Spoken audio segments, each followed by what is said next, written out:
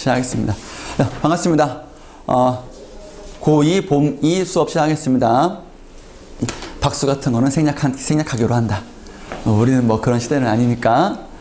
자, 이번 봄2 교재에 시의 이론이 짤막하게 있습니다. 문법 이론은 좀 이따 할게요. 여기 보세요. 그냥 막 책에 있는 걸 읽으니까 별로 재미가 없어 보여. 그래가지고, 야, 너, 시가 분위기를 읽는데, 용어야, 용어. 용어를 좀 생각해 보자고.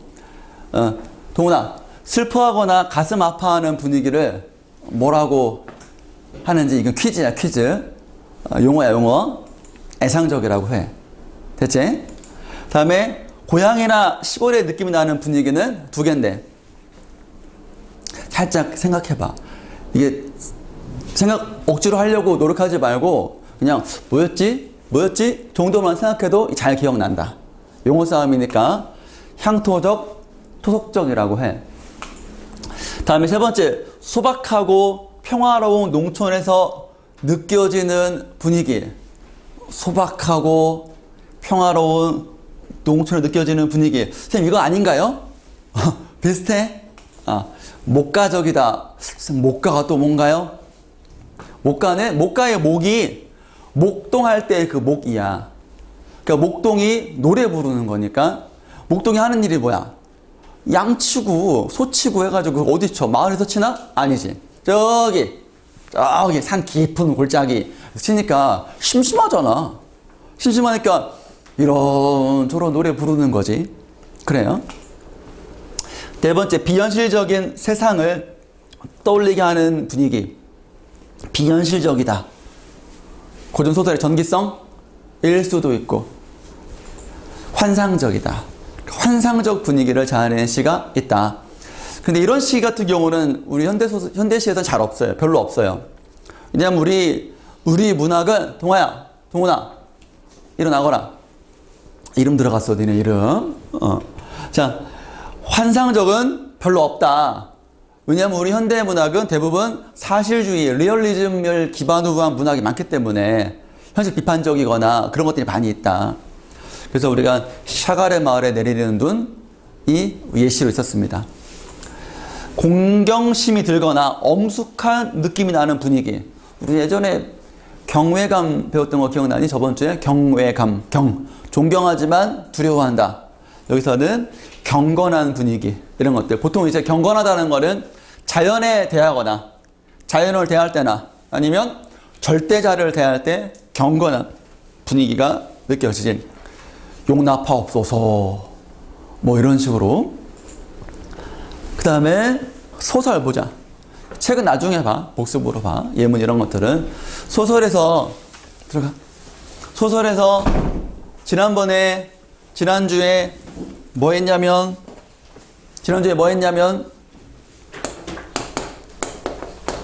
여기다 할까?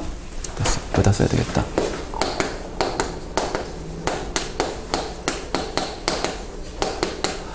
인물의 유형에 대해서 공부를 했었어. 그러니까 인물의 종류인 거지. 해서 주동하면은 쌤은 이제 문법에서 사동이 생각나. 여러분들은 안 그런가? 주동이 있으면 반동이도 있다. 그래야지 갈등이 생겨서 흥미진진하지. 주동은 작가에 의해서, 서술자에 의해서 서술자의 주제를 구현하는 인물이 주동 인물이야. 춘향이 이런 거 정도. 근데 그런 주제를 구현을 방해해서 갈등을 일으키고 애타게 만드는 그런 존재가 변학도 같은 반동 인물이야. 반대로 움직이는 거지. 그 다음에 주요 인물이 있고 주변 인물이 있지. 중심이라고 해도 돼. 소위 말하는 주인공, 조연. 그래서 이 악당도 주인물이 될 수 있지. 비중에 따라. 보통 주변 인물은 고전 소설에서는 조력자로 좀 많이 나오죠. 조력자로. 그 다음에 세 번째로 이제 성격이 계속 일관되느냐 아니면 좀 이제 바뀌느냐에 따라서 일관되면 대부분 고전소설은 이렇지. 평면적 인물이고 흥부. 놀부는 성격이 마지막에 바뀐다. 악했다가 개과천선해서, 그지? 그거 잘 모를 수 있다. 이것이고, 그리고 이제 어떤 계층이라든가 혹은 뭐 지위 이런 것들을 대표하느냐, 대표성 여부에 따라서 대표하면 전형적 인물.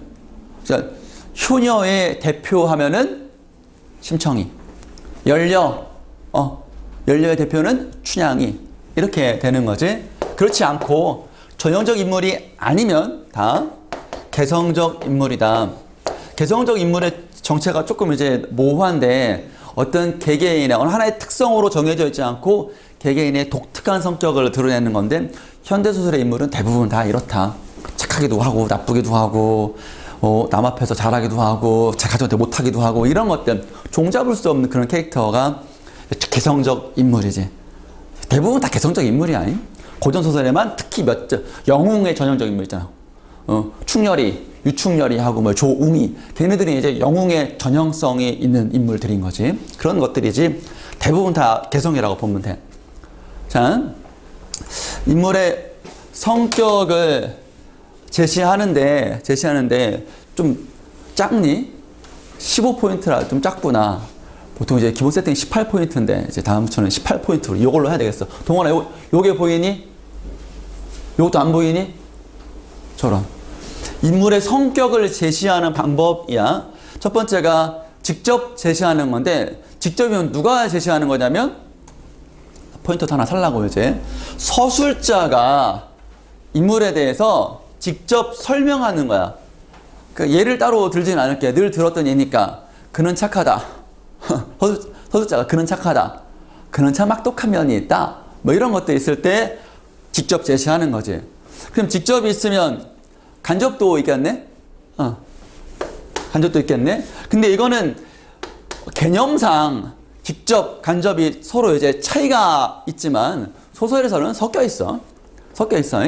어쨌든 이거는 인물의 캐릭터를 제시하는 방법 중에 하나라서 그 작가의 의도를 효과적으로 구현하기 위해서 어떤 경우에는 직접, 어떤 경우에는 간접, 이렇게 번갈아 가며 쓰는 거야. 그걸 우리 편의상 나눴을 뿐인 거지. 이거를 뭐 대립된다 그래가지고 직접만 있고 간접만 있고 그런 건 별로 없어. 보통 이제 큰 따옴표가 있고 말이 좀 있으면은 좀 이제 간접이 좀 많고, 그렇지. 그런 것 좀 이제 스피드하게 넘어가고, 이제 광장같이 대화도 별로 없고, 주인공의 관념적인 그 생각들, 내면의 생각들을 쭉 하는 거는 다 힘들지, 읽기가. 간접 제시라는 것은 어떻게 하는 거냐? 어떤 사건이나 상황에 대한 인물의 말과 행동을 통해서 간접적으로 추리하는 것이다. 욕을 한다. 오, 윤직원이 이 깎여 죽일 놈, 이런 천하 육시를 할 놈, 이렇게 욕을 하잖아. 그래서 이제 그 전까지는 종학이에 대해서 역시 우리 종학이야. 그 자식은 아유, 걔는 참 괜찮아. 이렇게 그나마 좀 이제 집안의 어른으로서 체면을 좀 유지했었는데, 멘탈이 나간 다음에 본성이 드러났잖아. 깎여 죽을 놈. 아주 그냥 얼굴 표정 장난 아니었을 거야. 그냥 막 이제 완전 개무섭. 아이고, 녹화되는 걸 깜빡 잊어버렸네. 얘기하지 마. 그게 이제 본성에 드러나는 거야. 사람이 위기에 처하거나 한계 상황에 봉착하면 본성 드러나는 거야. 그래야지 그런 인물이야. 그러니까 결코 존경받을 만한 캐릭터는 아니었다, 윤직원이. 라는 것이고, 행동, 이제 주먹질을 한다거나, 아니 얼굴 표정, 행동에는 인물의 얼굴 표정도 포함되어 있는 거야. 지금 얼굴 표정이 울그락불그락 이런 것들도 인물의 화가 났다, 기쁘다, 이런 긍정, 부정의 감정을 표현할 수 있는 거야. 그래서 우리는 결국 소설에서는 포인트가 뭐냐면 도대체 무슨 일이 벌어진 거야? 이거를 잡는 거거든. 그럴 때 이 스토리를 만들어내는 서술자와 인물, 특히 이제 인물의 뭐랄까, 그 분위기, 그 인물의 어떤 그 풍기는 어떤 그 분위기를 우리는 잘 판단해야 돼. 단서들을 통해 가지고. 왜냐하면 우리가 직접 면대면 하는 게 아니잖아. 눈빛이라든가 표정, 호흡 이런 것들 직접 면대면 하는 게 아니기 때문에 오직 텍스트로만 이렇게 판단해야 되는 거기 때문에 힘들어. 쉽지 않아. 그래서 공감력이라거나 상상력, 이미지 메이킹 하는 그런 능력이 좀 이제 여러분들이 생각을 해보면 훨씬 더 좋다. 나는 그래서 옛날에 소설 읽을 때 해가지고 드라마나 영화를처럼 인물이 누굴 때렸을 때 표정이 어땠을까? 주먹의 빠르긴 어땠을까? 주먹이 이때 컸을까? 안 컸을까? 이런 것들 몇 미터나 날아갔을까? 피는 얼마나 튀었을까? 이런 것들을 막 상상하면서 하면은 장면이 그려지면서 스토리가 확 들어와. 비문학 글 읽는 거랑 좀 달라. 비문학은 정보의 탑을 쌓아야 돼. 차곡차곡 쌓아가야 돼. 그러나 이제 문학 같이 특히 소설 같은 경우는 연결된 거라서 인과관계만 잘 잡으면은 놓치더라도 그랬겠구나 라고 추론해낼 수가 있어. 결국은 관련된 거긴 하지만 우리는 약간 사고를 좀 달리할 필요가 있지 않겠나 라는 쌤의 생각이야. 네. 그 다음에 인물의 태도에 대한 용어를 몇 개만 이제 한번 퀴즈식으로 살펴보겠습니다. 인물의 태도는 자신을 둘러싼 환경, 자신을 둘러싼 대상, 그러니까 결국 대상이야. 결국 대상인데 환경, 우리가 흔히 문학 용어에서는 세계라 그래, 세계. 소설은 이제 세계에 대한 자신의 이해가 중요한 거야. 세계랑 이제 싸우는 거야. 환경이랑 이렇게 현실이지, 현실 비슷한 용어들인 거야. 왜냐면 인물은 이 환경에서 벗어날 수 없는 거거든. 일제강점하는 시대 속에서 어떻게 할 거야? 아부하든가 변절하든가 아니면 독립운동하든가 아니면 닥치고 있든가 셋 중에 하나지 뭐. 그래서 어떻게 할 것인가? 즉 인물의 태도는 이러한 대상에 대해서 특정한 인물에 대해서 혹은 아니면 어떤 하나의 사물에 대해서 중심 소재에 대해서 긍정인가 부정인가, 크게 말하면 긍정인가 부정인가를 판단하는 거야. 다만 거기에 이제 구체적인 어떤 그런 용어들이 조금 이제 있을 뿐인 거지. 그래서 좀 작은 게 조금 에러네. 대상의 좋은 점에 주목하여 칭찬하거나 따르는 태도가 있어. 이거는 이제 1단계 초성 힌트. 포인트를 또 어제 생각해가지고. 이응 치읓이야. 이거 빨리 넘어갈게. 예찬적. 원래 소리까지 집어넣으려고 했는데 좀 이제 유치한 것 같아가지고 안 났어. 아직 제주 부리는 중이야. 동아야, 기운 내거라. 자, 다시 한번 대상의 좋은 점에 주목하여 칭찬하거나 따른다. 예찬적. 저번 주에도 나왔을 때 예를 다하여 칭찬한다, 찬양한다 이랬었잖아. 두 번째, 잘 되리라는 믿음을 갖고 희망적으로 바라보는 태도. 뭐냐면 니은 기억적이라는 소리야. 1초 정도 고민해봐. 생각 안 해도 돼. 멈추는 데서 여러분이 이제 두뇌가 활성화 되는 거야. 나는 그걸 지금 노리려고 내가 굳이 이게 PPT 이게 액션 다 주면 이게 1, 2타 액션 다 애니메이션 준 거야. 낙관적. 세 번째, 부정적 현실을 극복하려는 의지를 보이는 태도.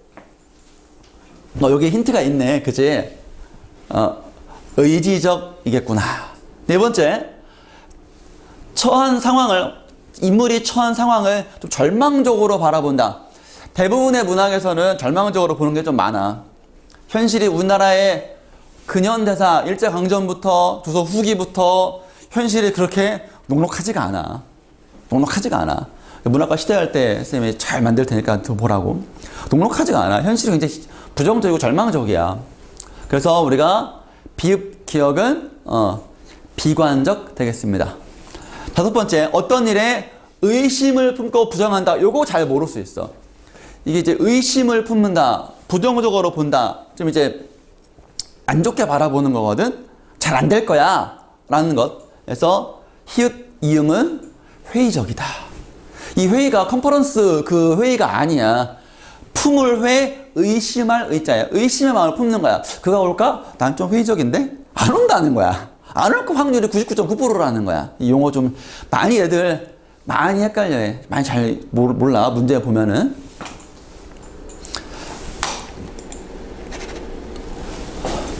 컴퓨터가 이 용량을 감당 못하나 봐. 다운됐어. 스스로를 비웃거나 비아냥거린다. 비웃거나 비아냥거려. 스스로 비웃는 거, 다른 사람을 비웃는 게 아니라 나에 대해서 내가 비웃는 거야. 우리가 이거를 지읒은 자조적이라 그랬지? 자조.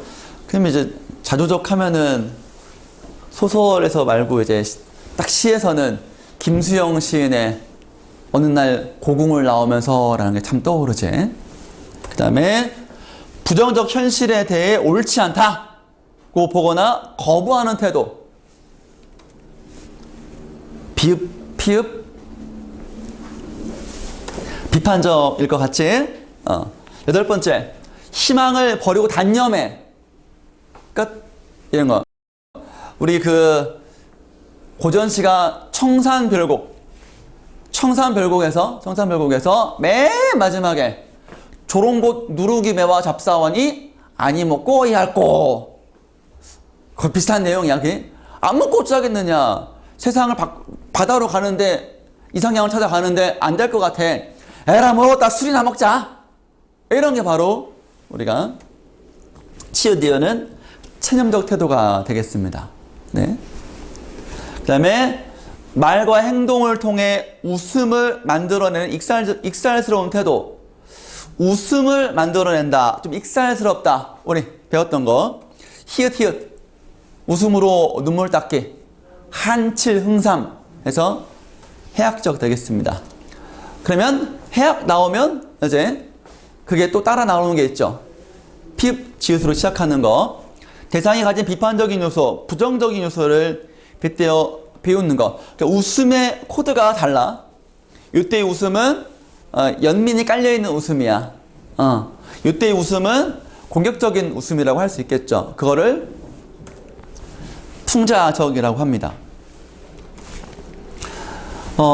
마지막일 것 같은데, 자신의 삶을 돌아보고 점검하며 살핀다. 이거 반성적 포함해서라 그래서 넓은 범위라 그랬었어요. 넓은 범위라 그래가지고 치읓은 성찰적이다. 더 있나? 하나 더 있네요. 사물과 삶에 통달하여 흔들리지 않는 경지로 바라본다. 요거 내가 어떤 시 소개했냐면 천상병 시인의 귀천이라는 시를 소개했었어요. 천상병 시인의 귀천. 나 하늘로 돌아가리라. 가서 아름다웠더라고 말하리라. 죽음도 그냥 자연의 일부. 죽음도 그냥 삶의 한 과정으로 받아들이는 거야. 두렵지 않고. 이걸 우리가 디귿 기억은 달관했다라고 하죠. 달관했다, 초월했다, 초탈했다, 이렇게도 되는 것이죠. 자, 거꾸로 해서 원래 교재에서는 예찬적이 나오고 설명이 나왔는데 거꾸로 한번 해봤어. 여러분들이 조금 더 자극이 됐으면 좋겠네. 까지 했고요. 그 다음에 문법입니다. 지난 2주간에 걸쳐서 의문의 변동에 대해서 종합적으로 복습을 좀 했고요. 문법의 핵심인 품사편, 단어편, 형태소하고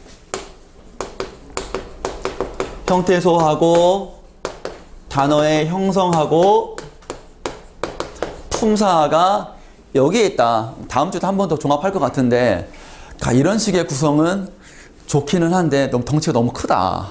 좀 부담스러워. 너무 많잖아. 그래서 어떻게 한번 해봐야지. 간단하게라도. 우리는 이미 많이 알고 있으니까 그래.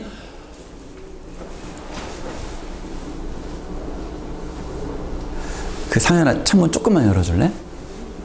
이제 봄이 와서 좀 이제 적응 기잖아. 이제 좀 더울 수가 있어. 그래서 졸릴 수가 있으니까. 히터도 안 틀었는데도 덥잖아, 그제? 문법의 핵심은 의문의 변동 다음에 단어라 그랬어. 단어를 잡아내야 돼요, 우리는. 그래서 쌤이 생각하는 문법의 핵심은, 공부하는 핵심은 뭐냐면 개념을 아는 거야. 적어도 아주 센 기초인 말 뜻은 좀 알아야지. 형태소가 뭐냐? 몰라요. 그러니까 형태소를 분석할 줄 아는데 형태소가 뭔지를 몰라. 요거는 좀 그렇다. 그래서 기본적인 이거는 문법책 꺼내도 돼? 그 어디야? 교재에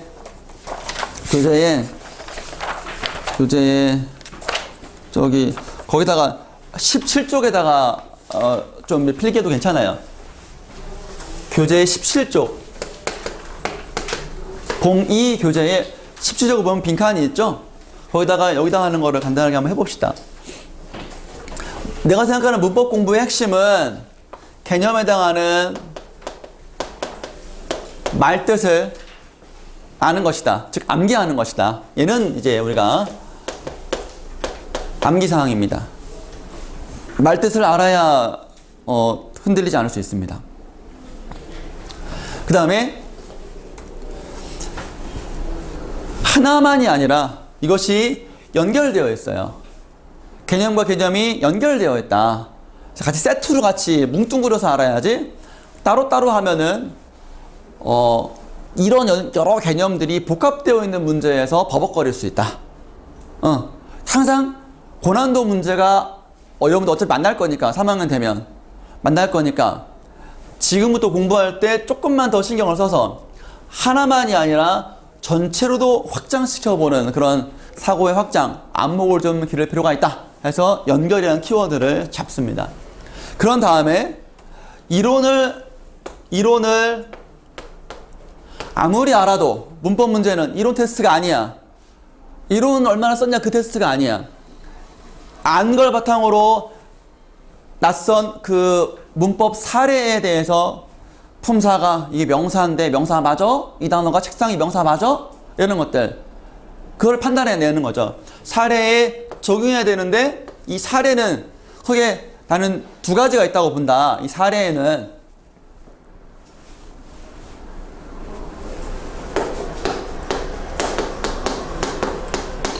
낯익은 사례가 있고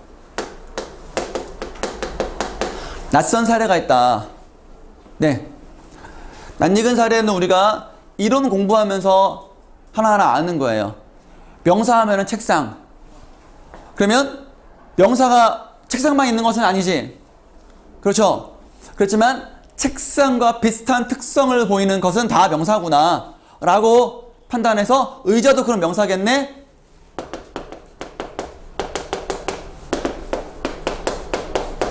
이렇게 가는 겁니다.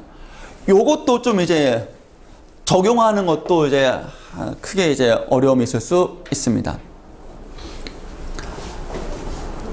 그래서 기본적인 말뜻, 개념의 연결, 낯익은 사례를 거의 암기하다시피 하면서 낯선 사례를 적용한다.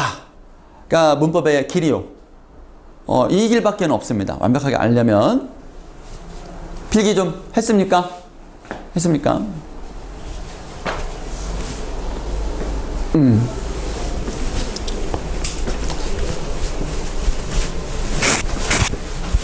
그러면 개념에 연결하는 거를 쌤이 하나 시범을 하나 보여줄 테니까 한번 이제 같이 한번 따라 보자고요. 여기다가 필기할 테니까 여러분들은 그 공책에다가 적절하게 하시면 될 것 같아요. 아주 1번 개념인 형태소로부터 한번 시작을 해볼까 합니다. 형태소에서는 우리가 보면은 한 2개 정도 개념을 떠올릴 수 있어요. 상현아, 잘 버티고 있니? 힘내라. 형태소의 뜻이 뭔가, 형태소의 종류가 뭔가, 개념은 아니지만 뭐 하나 늘 있는 거 적용하는 연습을 하는 것도 넣을 수 있겠죠. 네. 형태소의 개념은 뜻인데, 뜻을 가진 가장 작은 말의 단위지요. 네. 이 뜻을 이제 해가지고 간략하게 줄여서 요거를 최소 유의미 단위라고 합니다. 고유어로 표현하면 뜻을 가진 가장 작은 말의 단위라고 그러고요. 이거를 좀 이제 한자어로 바꾸면 최소 유의미 단위라고 합니다. 쌤이 주목하고자 하는 말은 이 의미예요. 의미예요. 형태소의 의미할 때 우리는 의미를 하면 항상 어떤 걸 떠올리냐면 실질 의미를 떠올린다. 실질 의미를 떠올린다. 그러나 어떤 게 더 중요하냐 문법적으로.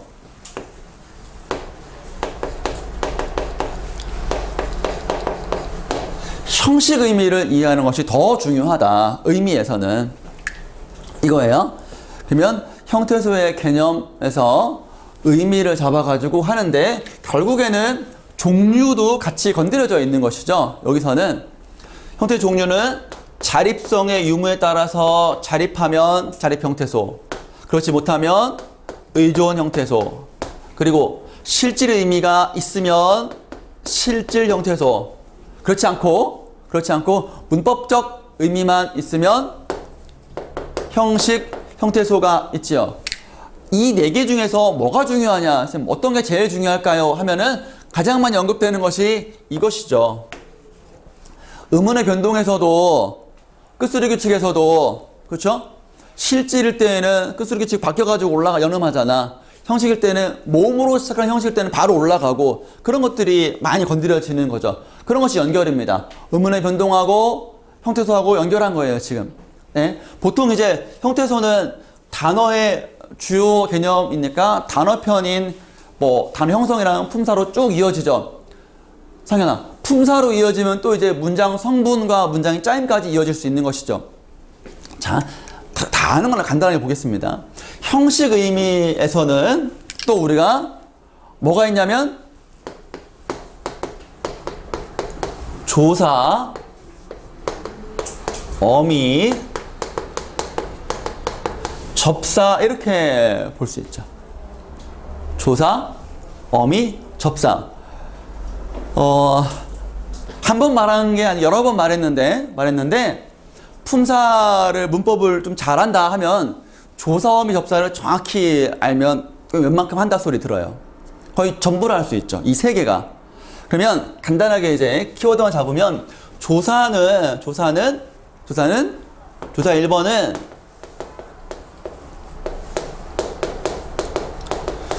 주로 체온 뒤에 결합한다. 요게 1번이에요.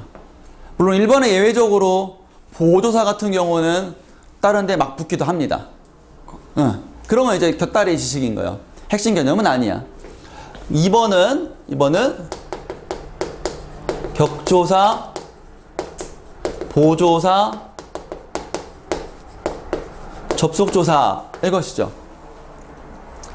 격조사 중에서 이게 또 이제 7개의 격이 있죠.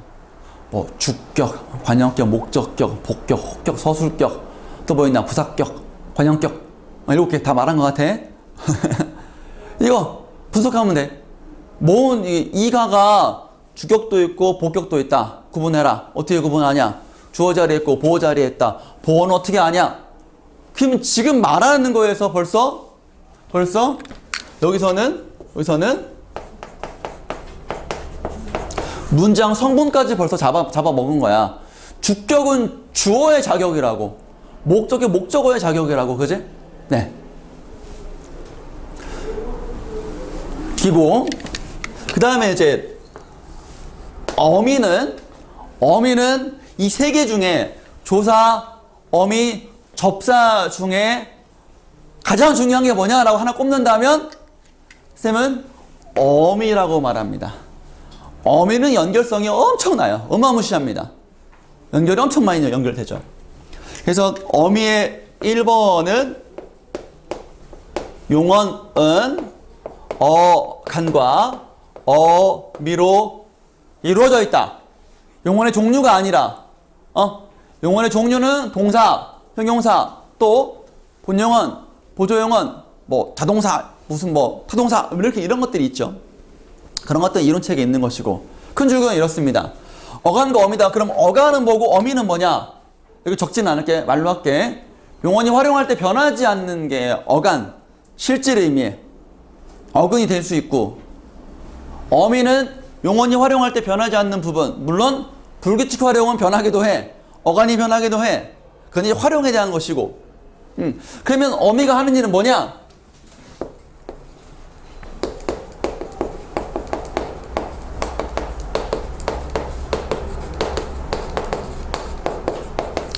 다양한 문법적 기능이다. 어미 하나하나가 다 문법적 기능을 담당한다는 거야. 확인해야 돼. 목소리가 안 들어가면 이제 망하는 거잖아. 지금 확인했어. 목소리 잘 들어가고 있을 것 같아. 건전지라서 또. 그 다음에 기능을 알려면 이것이 다양하니까 얼마나 다양한지를 알아야 될 거 아니겠어? 그래서 나오는 게 어미의 종류야. 작년 2학기 내내 주장창 했었다. 우리 내신도 봤었고, 그지? 그래서 이번에도 했었고, 어미의 종류. 선어말 어미, 어말 어미, 그지? 어말 어미는 또 이제 우리 책에는 이 책에는 어미가 용언 파트가 너무 적게 나왔더라고. 핵심인데 안 나왔어. 근데 우리는 알잖아. 굳이 안 적어도 어미의 종류는 적어줄까? 책 그냥 단어만 쓸게. 선어말과 어말이 있잖아. 기억 활성화해봐. 선어말은 4개가 있어. 가다, 가시다. 서술어가 바뀌었잖아? 가시다가 됐잖아? 그러면 앞에 있는 주어가 바뀌어야 돼. 안 바뀌면 그거는 이제 천하의 불쌍놈이라고 욕먹을 수 있어. 아빠가 회사에 갔다. 참네. 아버지께서 회사에 가셨다. 이렇게 돼야 되는 거 아니겠어? 서술어가 바뀌면 문장 구조나 성분은 바뀔 수가 있다. 라는 것도 덤으로 알아두면 되겠지. 그 다음에 이제 시제, 과거, 현재, 미래, 또 선어말 어미지, 어말 어미 앞에 있는 거니까. 어말 어미는 또 이제 종결, 연결, 전성 이렇게 있는 거지. 이거. 그리고 이제 4번째로 활용을 잡으면 좋아. 활용의 핵심은 규칙 활용이 아니라 불규칙 활용인 거지.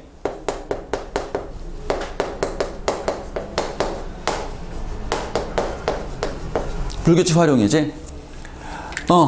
그리고 여기 이 선어말 어미에서 어디에 연결되냐면 문법 요소 중에 시간표로 연결되고, 어미의 종류, 연결, 이거는 이제 문장의 짜임, 얘도 문장의 짜임, 아는 문장, 이어진 문장, 그거 알지? 아는 문장, 명사절은 아는 문장, 뭐, 다 이게 이 어미로부터 단서를 얻어가지고 미음, 기는, 명사절이다. 성분이 뭐냐? 은는, 던을, 니은, 관형절이다. 뭐 이런 것들을 판단하는 거지. 결국은 다 용언, 동사, 형용사를 잡고 그 뒤에 어미가 뭐가 붙었냐? 어떤 게 붙었냐? 어디까지가 어간이고 어미냐를 판단하는 것이 결국에는 관건이다. 이걸 다 통틀어가지고 딱 하나 우리가 갖춰야 할 능력이라면, 알아야 할 거라면, 나는 동사, 형용사 해서 동사, 형용사 해가지고 진짜 왕별표 2개는 뭐냐면 어간, 어미, 어근, 접사. 어디에서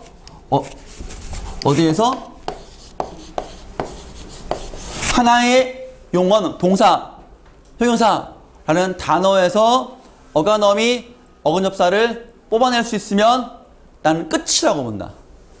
하나만 이제 예를 들면 이것만 하고 이제 마칠 텐데 문법 마칠 텐데 하나만 예를 들면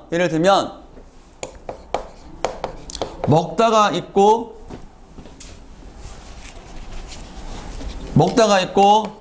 얘가 먹히다가 됐어. 아니면 뭐 먹히었다까지 문장을 확장했다고 치자. 그러면 서술어를 보면 항상 그 서술어로부터 만들 수 있는 간단한 문장을 떠올리는 것도 좋아.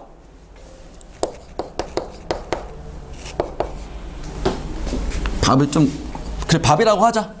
가능하지. 밥을 먹다. 밥이 나에게 먹히다. 밥이 나에게 먹혔다. 뭐 이런 식의 문장이 될 거 아니냐?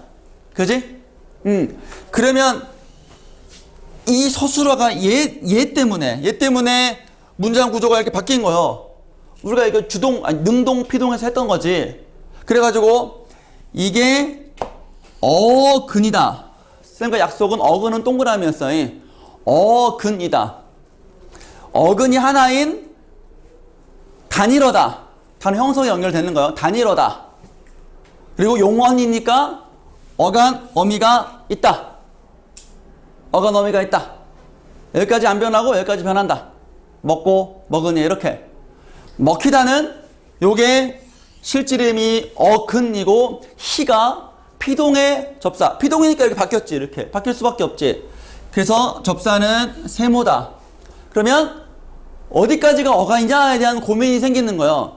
앞에서는 먹까지 끊었는데 새로 들어왔네? 어디까지 끊어야 되지? 했을 때 접사는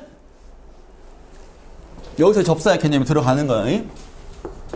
접사는 얘는 접사는 어근의 의미를 제한하는 거예요. 어근의 의미를 제한한다. 꾸며준다. 덧붙인다. 뭐 이렇게 되는 거지. 두 번째, 어근의 품사를 바꾸기도 하는 거예요. 이론은 알아도 막상 낯선 접사 비스무리한 접두사 비스무리한 거 나오면은 헷갈릴 수 있다. 몇 개 안 된다. 그러면 이제 우리 교재에 있는 것만으로도 웬만큼 잡을 수 있을 거예요. 학습하고. 그러면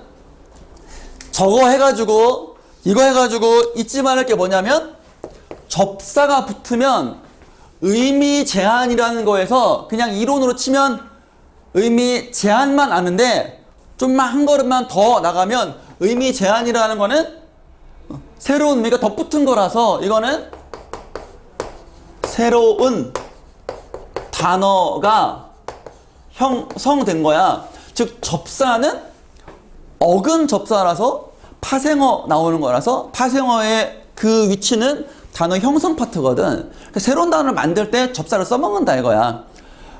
그런 데서 출발해야 이 접사가 붙으면 한 단어라서 여기까지 어간이다 라고 판단할 수 있는 거예요. 그냥 외우는 게 아니고 한 단어가 돼버린 거예요. 얘를 쪼개면 안 돼. 쪼개면 안 된다고. 여기까지 해서 먹히고 먹히니 이래야지만 되는 거예요. 그러면 이제 어순 선어말 어미라는 것은 여기서 알잖아. 이거는 뭐 특정할 수 있잖아. 먹힌다 니은이면 현재 시제 선어말 어미고 그제? 그래서 역시 여기까지 이렇게 끊고 어근 접사하면 되겠다. 요거 하는 거야. 어근 접사가 어떤 역할, 즉 의미를 제한하는데 피동접사, 사동접사, 앞에 접수사는 꾸며주는 거, 품사를 바꾸는 전비사. 품사 바꿨을 때 뭘로 바꿨냐? 뭐에서 뭐로 바꿨냐? 먹다 동사인데 먹이 붙으면 이게 명사냐 뭐냐? 높이가 이제 명사도 있고 부사도 있잖아. 그런 것도 이제 판단하는 것, 이 관건이 되겠지. 접사에서는. 그러면 어미에서 결국에는 어미의 종류, 특히 이제 종결어미도 아니고 연결어미와 전성어미 중에서도 전성어미 3개, 명사형, 관형사형, 부사형만 제대로 이해하면 올 클리어가 되는 것이다. 거의 다 온 거예요. 다 끝난 거예요. 잘 안 끝난 것 같지만 막상 좀 문제 풀다 보면 결국에는 동사 실력으로 푸는 거예요. 필기 마무리 지어 주시기 바랍니다. 그리고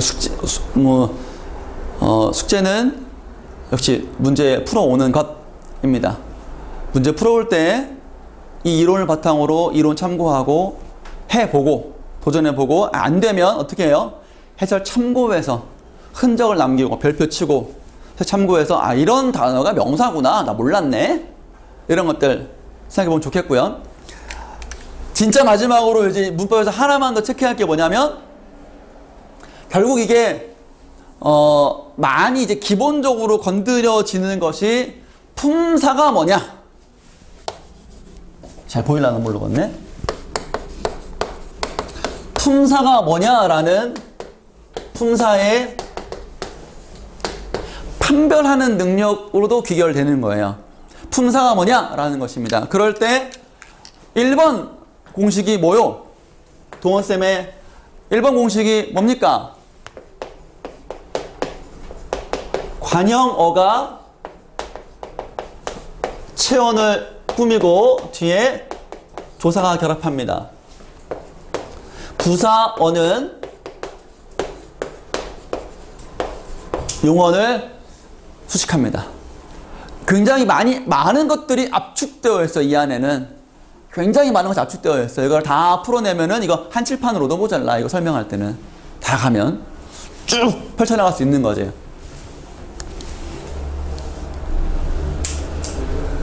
네. 이 정도로 품사의 전반적인 편을 살펴봤습니다. 통사적 합성어, 비통사적 합성어는 안 했죠. 나중에 할 때가 있겠죠. 핵심은 이 체계니까 이것만 했습니다. 다음에 또 복습 나올 때 더 한번 하겠습니다. 결국 통사적 합성어를 7개의 케이스를 이해하는 것도 다 바탕이 되는 거야.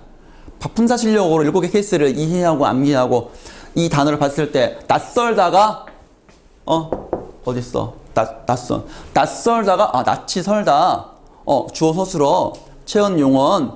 그래서 주어 서술은 우리 어순에 맞으니까 통사구나 라고 판단하는 것도 다 이 실력이 되는 겁니다. 주어 서술어 성분 아닙니까? 이렇게 되는 것이죠. 네. 이 정도면 쌤으로서는 흡족하다. 여러분들 얼마나 잘 정리가 되는지 모르겠네. 그래서 스스로 공부할 때 단순히 문제풀이에만 너무 치중해가지고 맞아서 나 여기 실력이 있나? 그러지 말고 이런 개념의 체계를 한번 세워보세요.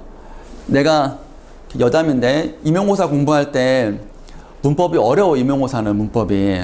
그러니까 우리는 고등학교에 나오는 거는 삐져나가는 사례가 극히 일부야. 즉 우리가 흔히 많이 알고 있는 거에서 거의 벗어나지 않아.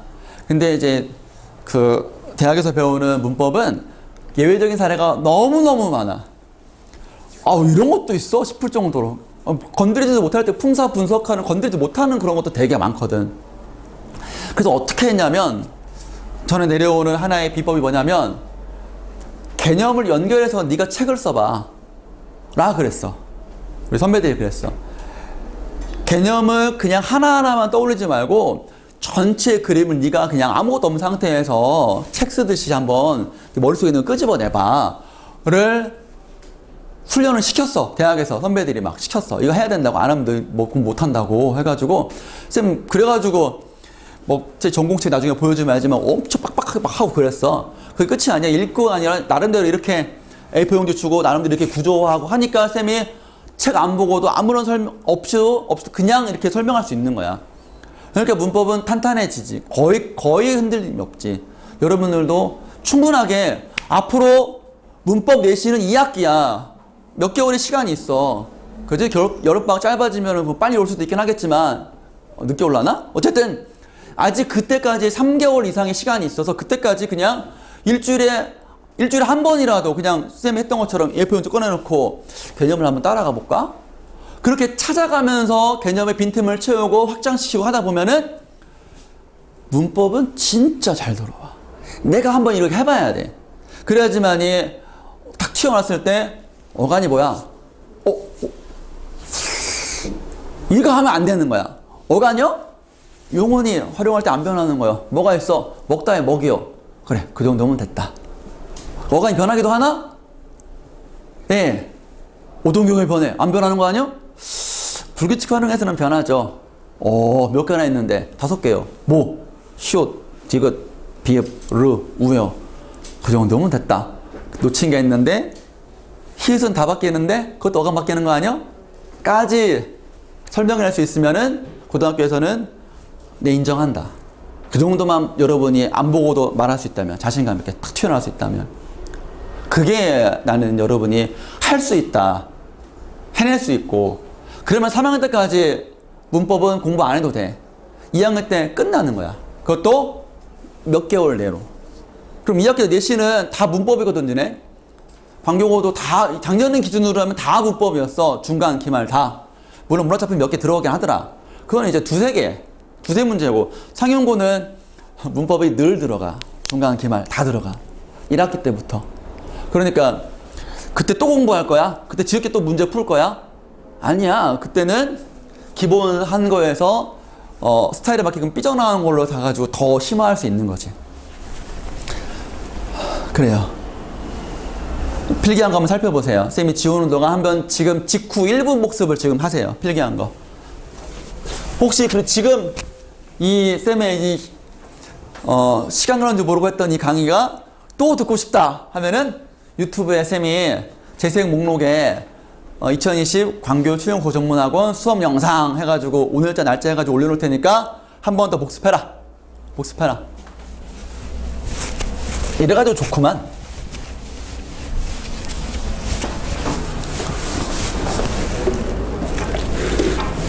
어깨가 아파.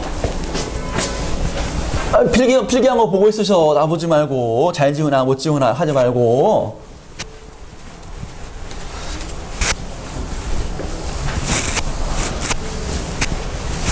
직후 복습.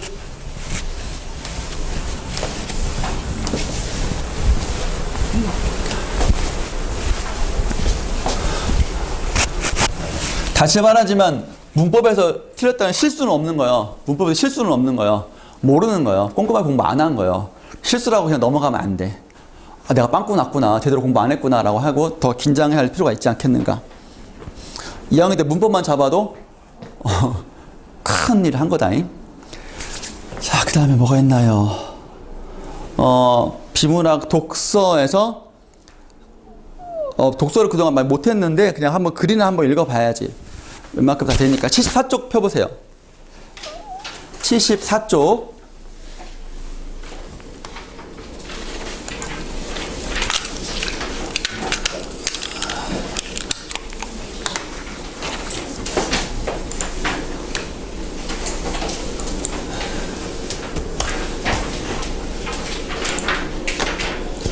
이것도 좀 이제 불편해가지고 다 타이핑해가지고 PPT를 만들려고 그랬는데 아휴 노력이 좀 부족했어요 쌤이.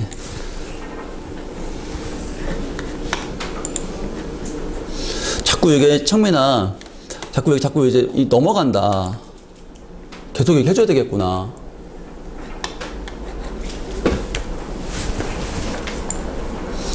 네, 이거는 그냥 띄어만 놓을 테니까 여러분들은 책으로 한번 봅시다. 자, 비문학에서는 단락별로 중심적이 되는 문장 하나를 꼭 잡아 봅시다. 14쪽 폈습니까? 1문단 가겠습니다. 이게 교과서에 있는 글이어서 여러분, 교과서에 있는 글이어가지고 구어체로 썼어. 글쓴이가. 고등학생들에게 친절하게 경제현상 개념을 설명해 주려고 구어체로 써가지고 반말해. 그러니까 감안하고 들어야 돼. 모의고사 지문은 아니야. 이런 통계 수치 본 적 있니? 현재 지구촌의 65억 인류 중, 이게 2000년 초반이어가지고 65억 인류야. 약 4분의 1이 하루 1달러 미만으로 살고 있고, 1달러면 1240원쯤 된다더라. 1200원이야. 1달러 미만이란 얘기는 밥 먹는 거 다 포함된 거야. 하루 3끼 값이 다 포함되어 있는 게 1달러라는 얘기야. 여기서는 무슨 말인지 알지? 엄청 굶거나 안 먹거나 대충 먹거나 그 정도라는 거지. 70% 여성과 아이들이다. 약 20억 명의 전 세계 어린이 가운데 1억 2천만 명의 어린이가 학교에 못 가고, 왜 못 가? 돈이 없고 일해야 되니까. 아동 노동해야 되니까. 비싼 수의 어린이들이 노예 노동을 하고 있다. 매일 3만 명의 어린이들이 굶어 죽어가고 있다. 매일 3만 명이네. 매일 3만 명? 이 문단. 그런데 이상한 점은 후진국 사람들이 게으르거나 나쁜 사람들이어서 평생 빈곤에 시달리는 것이 아니다. 아까 레디메이드 인쇄 설명하면서 구조에 문제가 있다 그랬죠? 이때의 구조는 한 나라 안에서의 문제가 아니고 세계적인 구조의 문제야. 이른바 1세계와 제3세계 간의 그 착취 구조, 식민 구조의 문제가 되는 것이죠. 그런데 해가 갈수록 나아지기는커녕 빈익빈 부익부, 가난한 자는 계속 가난해지고 부자인 자는 계속 부자가 되는 현상이 깊어진다. 왜 그럴까? 왜 그럴까? 물도 없네. 그 이유를 설명하겠다는 겁니다. 여러분들이 혹시 장 지글러 교수야, 운동가야, 쓴 왜 세계 절반을 굶주리는가, 뭐 그런 책이 있죠. 서울대 입학한 학생들이 가장 많이 읽었던 베스트셀러라고 합니다. 그게 얇아요. 굉장히 문제가 있죠. 핵심은 뭐냐면 가진 자들이 더 많이 가지려고 막 뺏는 거야. 그래가지고 가격을 유지하기 위해서 사놓은 곡식 때문에 농작물이라는 거는 해마다 풍흉 때문에 가격이 널뛰게 하거든. 근데 가격을 조절하기 위해서 갖고 있는 쌀을 바다에 버려. 그럼 쌀이 없으니까 가격이 올라가는 거야. 그렇게 버린다는 거야. 먹을 게 없어가지고 굶어 죽는 게 아니라 있음에도 불구하고 많이 먹여 살릴 만한 곡식이 만들어짐에도 불구하고 자본가들의 탐욕 때문에 굶어 죽는 사람이 생긴다는 거 아니야? 이거에 대한 문제제기인 거지. 대단히 스케일이 커. 그러니까 우리 쌤같이 자잘한 그런 인간이 쓴 그런 글이 아니야. 세계적인 안목을 가지고 이 문제를 인류의 문제다라고 한 거지. 확장성이 있는 거지. 그래가지고 쌤이 한번 읽어보려고 한 거예요. 왜 그럴까? 그 이유를 한번 생각해 보자는 거지. 대부분의 제3세계 나라들이 선진국의 식민지였거나 주로 아프리카, 남아메리카, 동남아시아, 동아시아 다 그랬지. 였거나 독립 이후 자유무역에서도 여전히 종속적 위치여서 진정한 자치와 자유를 실현하고 자립할 수 있는 기회가 없었기 때문이다. 여기 한번 봐봐. 자유무역이라는 키워드가 있잖아. 말 그대로 자유롭게 무역하는데 왜 못 살지?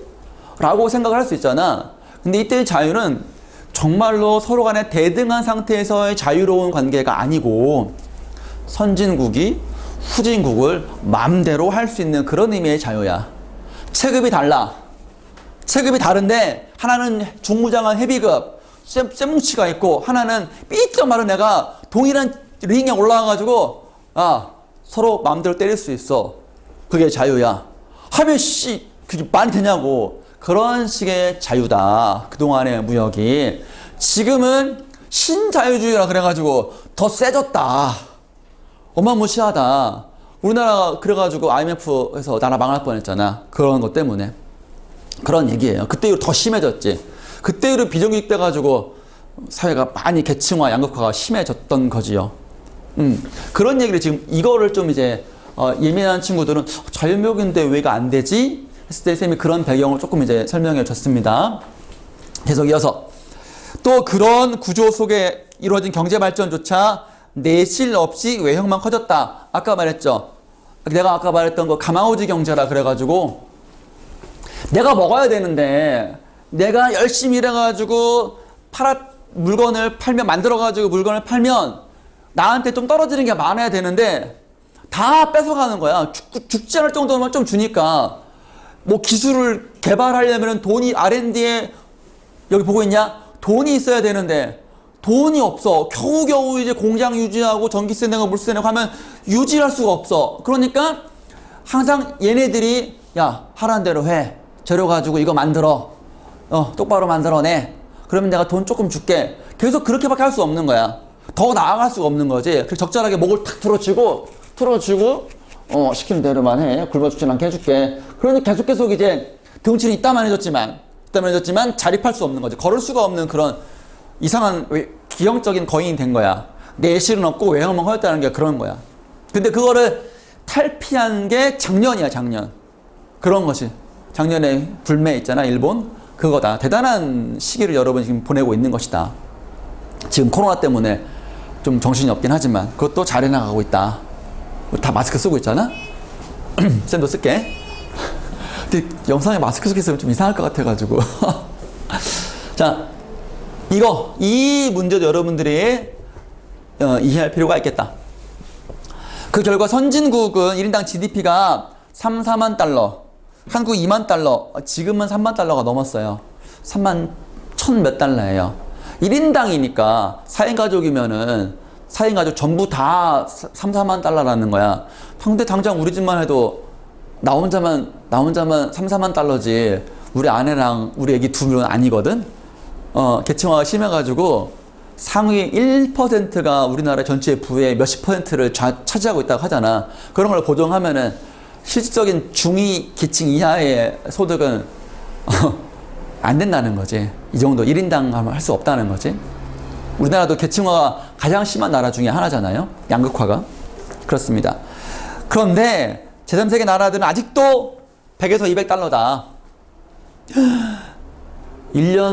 1인당 국내 총 생산이 1년 동안 생산해낸 게 굉장히 나중. 우리나라도 이런 때가 있었었어. 전쟁 직후에. 다음 문단. 바로 이런 상황 속에서 선진국의 양심적인 사람들이 개인들이 한 거야. 단체가 한 게 아니고 국가가 한 게 아니고 미국이란 나라가 불쌍하니까 우리의 부르도 나눠줄게. 택도 없는 소리지. 안 되는 거야. 양심적인 시민들이 한 거야. 나온 것이 공정무역운동이다. 페어 트레이드 무브먼트지. 한마디로 선진국 사람들이 누리는 풍요가 후진국 사람들의 희생에 기초하고 있다는 반성. 그래서 선진국 사람들이 먼저 나서서 후진국 사람들의 빈민의 고통에서 벗어나게 도와야 한다는 성찰. 돕는다. 진정한 도움은 뭐겠어? 그런 구조를 깨야지. 깨기 위해서 선진국 사람들이 시위하고 해야 되는 건데 어떻게 하냐면 이런 거야. 공정무역에 진짜 선생님 또 비판하는 부분인데 커피가 있으면은 제3세계에서 이제 커피 농장을 있어. 커피 농장에 농장주가 있고 노동자가 있겠지? 농장주는 자본가라서 얘는 혜택이 아니야. 노동자에 대해서 일당이 300원 정도 굉장히 극히 저렴하대. 극히 싼 임금이래. 근데 이것이 이제 제3세계에서 제1세계 커피가 기호식품이라 전 세계도 퍼지잖아. 우리나라도 장난 아니잖아. 그지? 퍼지는 가운데서 중개무역하는 그런 자본가들이 어마무시한 중간 이윤을 거둔다는 거야. 그래서 굉장히 싼 게 여기서는 뭐 스타벅스 한 잔에 6,000원이라고 친다면 여기 안에 겨우 이 사람들한테 300원 목 쓰고 나머지는 다 뭐라는 거야? 이 사람들의 이윤이라는 거야. 이런 거에 있어서 제1세계에 좀 돈 많이 버는 양심적인 시민들이 아이고 불쌍하다. 우리가 커피를 6,500원 팔 테니까 그 500원은 니네가 먹지 말고 얘네한테 줘. 800원 먹게. 라는 게 페어 트레이드야. 진정한 의미의 페어는 좀 아니지. 그냥 선심 쓰는 거랑 마찬가지인 거지. 그래서 그런 비판이 좀 있어. 지금은 좀 보완되는지 모르겠지만 이거를 깨야지. 그래서 이런 논란이 좀 있었다 라는 얘기가 되겠습니다. 나머지 내용은 생략하겠습니다. 선생님이 하고 싶은 얘기는 다 했다.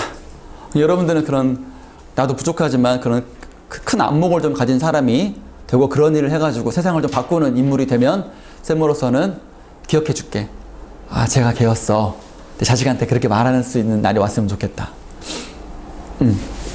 자, 좀 쉬었다가 나머지 이어서 가겠습니다. 수고했습니다.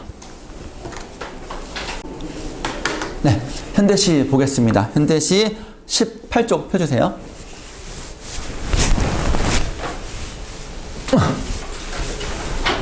정진규 시인의 추억, 감자 먹는 사람들, 빈센트 반 고흐입니다. 우리 지난주에 봄 1에서 납작 박수근 화법을 위하여 그거 배웠었죠. 같은 겁니다. 이 빈센트 반 고흐가 그린 감자 먹는 사람들의 그림이 있어요. 쌤이 이제 미처 띄우지 못했는데 되게 어둠침침한 집에 조만한 테이블에 얼굴 표정 굉장히 리얼하죠. 다 모여가지고 감자를 까먹는 거야. 얼굴에 보통 우리가 먹을 때는 행복하잖아. 그죠? 그런데 그런 게 없는 어둠침침한 그런 그림이 있어요. 그 그림을 보고 했는지 아니면 시를 쓰면서 생각이 났는지 어쨌든 결합이 되어 있습니다. 그리고 제목에 추억이라고 있잖아. 추억하면 이거는 이제 과거의 기억이라는 거잖아. 과거의 어느 때를 썼다는 거 아니야. 그런데 그게 이거랑 관련이 있어.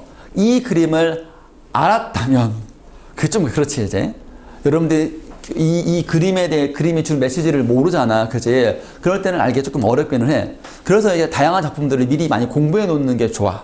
그래서 현대시 클리닉 자료 이런 것들도 이제 필요하지. 한번 읽어 놓으면 아 이런 거였지 하는 게 얼마나 큰 도움이 되는데. 그래서 얘는 이제 가난이라는 키워드야. 야, 그럼 봐봐. 화자를 둘러쌌던 기억의 키워드가 가난이야. 그러면 이제 태도는 두 개 아니겠어? 긍정 아니면 부정으로? 긍정 아니면 부정으로 가는 거 아니겠어? 가난을 긍정한다. 그래, 그때는 가난했지만 가족 간에 사랑이 있어서 잘 이겨낼 수 있었지. 비록 먹을 게 없어가지고 감자밖에 먹을 게 없었지만 그때 그 감자 한 알이 참 따스하고 참 달콤했었지 라고 내용이 되지 않을까? 아마 그런 식으로 될 거예요.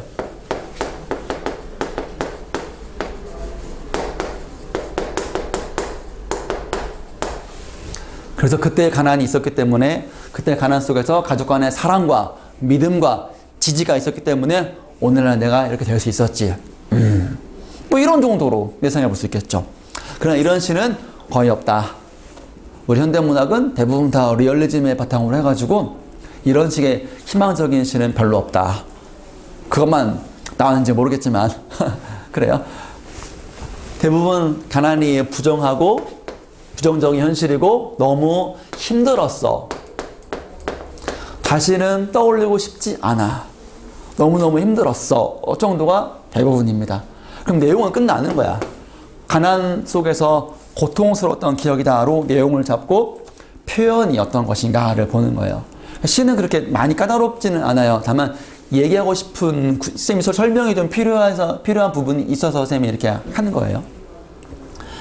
자, 식구들은 둘러앉아 삶은 감자를 말없이 먹었다. 이런 거 한번 주목해 보세요. 우리 부사어는 용어를 수식해 주는 거잖아. 수식해 주는 거는 정서가 드러나 있거든. 감정을 알 수 있거든. 그냥 먹은 게 아니라 말없이 먹었어. 말없이 먹었다. 왜? 아마도 힘들어서 말할 기운이 없어서 일하느라 노동의 고됨 때문에 난소공에서 식구가 다 나가서 일하잖아. 맛있게 먹는데 하루 종일 파김치가 돼서 집에 와가지고 신발도 제대로 털지도 않고 아마 대충 씻기는 했을까? 씻지도 않았을지도 몰라. 옷도 그냥 대충 해놓고 털썩 앉아가지고 혼자 장면 상상이 되시나? 여러분들도 뭐 하루 종일 공부해가지고 집에 가가지고 말할 기운도 없잖아. 그럼 엄마가 말 시키면 됐어 짜증나 밥이나 줘 이런 거 상상해보면 어떨까요? 흐린 불빛이다. 밝지 않아. 가난한 거야. 가난한 환경을 세팅하고 있는 중이다. 늘, 이것도 부사어잖아. 늘 저녁을 그렇게 때웠다. 때웠다.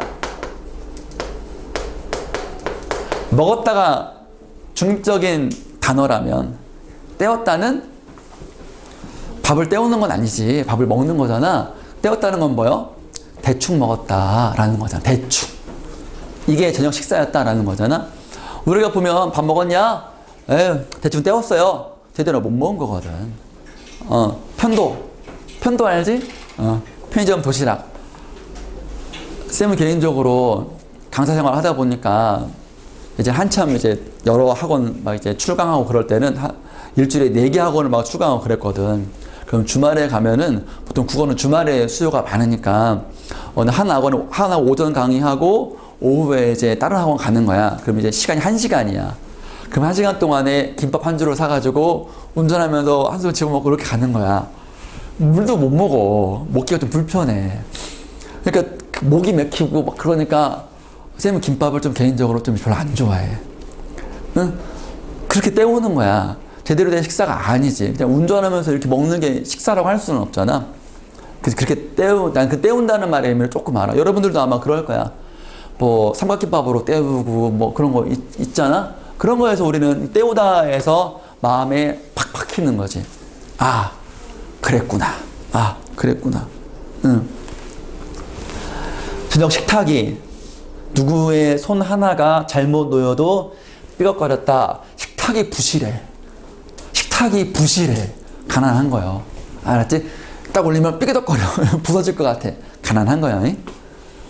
다만 셋째 형이 가족도 많네. 셋째니까 최소한 4명은 된다는 거 아니야. 내가 동생이니까 그지 가족도 많네. 가족이 많아. 가족이 많은데도 열심히 이렇게 일하는데 왜 가난할까? 그지? 사회 구조의 문제가 있을 수 있어. 언급하진 않았지만 형이 언제고 떠날 기회를 노리고 있었대. 떠난다라는 말은 이런 현실을 떠난다는 거예요. 알았지?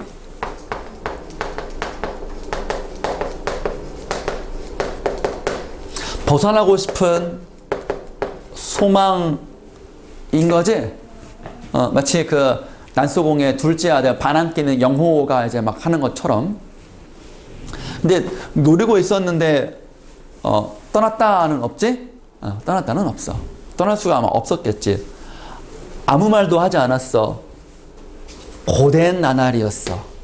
하루하루 사는 게 너무너무 힘들었대. 난소공 보면은 지옥이었다라고 했잖아. 지옥. 우리는 지옥에 살면서 한 번도 천국을 꿈꾸지 않은 날이 없었다라고 했었잖아. 자꾸 이제 그 소설이랑 좀 오버래핑 되는 거잖아. 그지? 진짜 더 그런 건 뭐냐면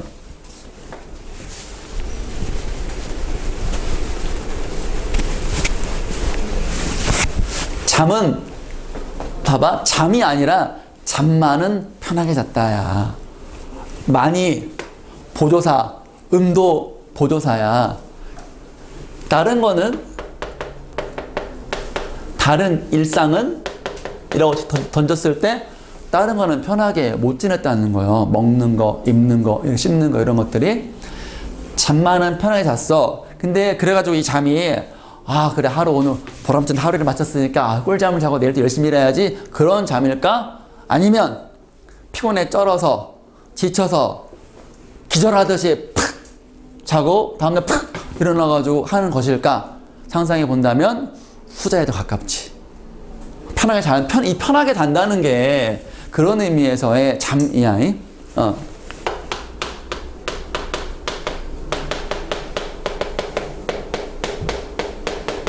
그런 정도의 잠인 거지. 비유하자면 잘 삶아진 굵은 감자 알들처럼 단칸방일 거야 아마. 그리고 감자 알들처럼이면은 한 소쿠리 안에 이렇게 있는 거 아니냐. 각 방 쓸까? 각각 방이 있을까? 이 처지에 단칸방에 다 최소한 엄마 아빠 4명의 자식이 있으면은 이 단칸방에 6명이 이러고 자고 있는 모습을 상상 한번 해봐. 그게 얼마나 평화로운 단잠인가 아니면은 이런 것일까? 비유하고 있는 거지. 마디 굵은 우리 식구들의 손처럼 손가락에 마디가 굵다는 거는 손을 많이 썼기 때문에 마디가 굵은 거야. 펜때 쓰면은 굵어질 일이 없어. 그만큼 손 힘으로 이게 그 손가락에 온 손가락의 힘을 써야지만 이 마디가 굵어지는 거야. 마치 언덕 걸어가면 종아리가 굵어지듯이. 그러면 손가락으로 쓰는 거는 노동일밖에 없어. 사무실에 펜때 굴리는 거는 손가락이 굵어질 리가 없어. 그러니까 고된 노동일을 하는 거야. 손처럼 서걱서걱, 이건 이제 그 음성 상징어겠다. 흙을 파고 나가는 삽질 소리들을, 삽질하고 있네. 공사판, 일용직 노동자, 소위 말하는 노가다라는 거지. 네. 아, 진짜 이 시는 읽으면 읽을수록 가슴이 좀 아파.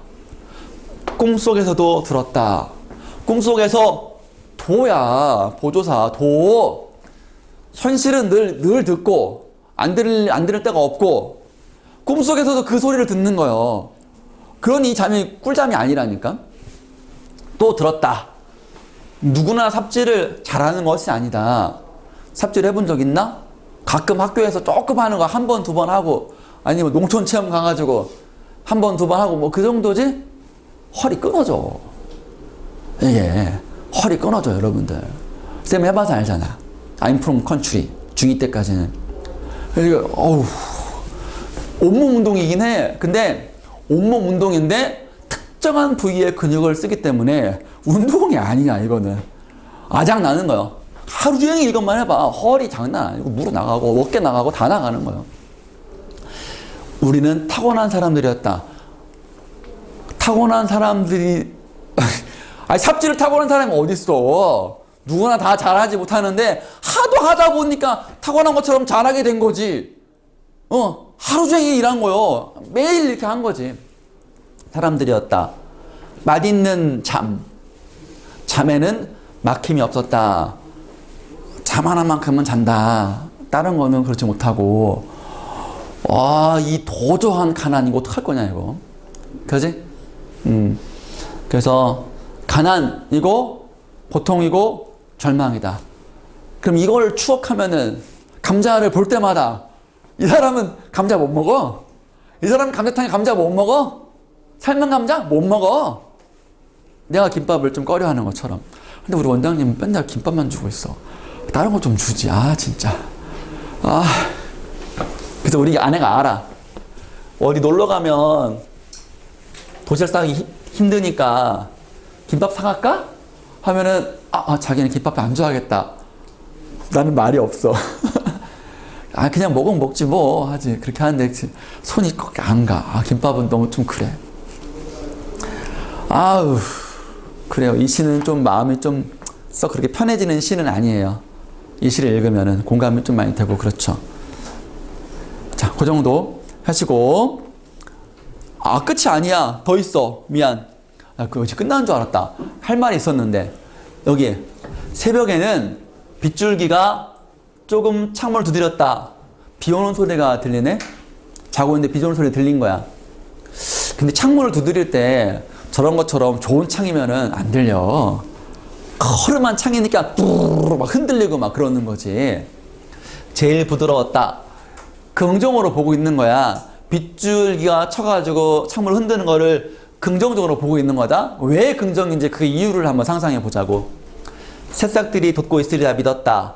오늘 하루쯤 쉬어도 되리라. 아하. 공사판 노가다는 비가 오면 쉬는 날이야. 공 치는 날이야. 공이 볼이 아니고 그냥 빌 공짜 노는 날. 왜냐면 비 오는데 공사를 어떻게 해? 삽질을 어떻게 해? 못하지. 그러니까 비 오는 날은 노는 날이야. 그러니까 너무 고되니까 새벽에 빗소리가 들어. 아싸, 오늘 쉬는 날 안 나가도 된다. 그러니까 너무 좋다는 거지. 이 비를 먹고 새싹은 돋고 우리는 쉬고 쉴 수 있겠네?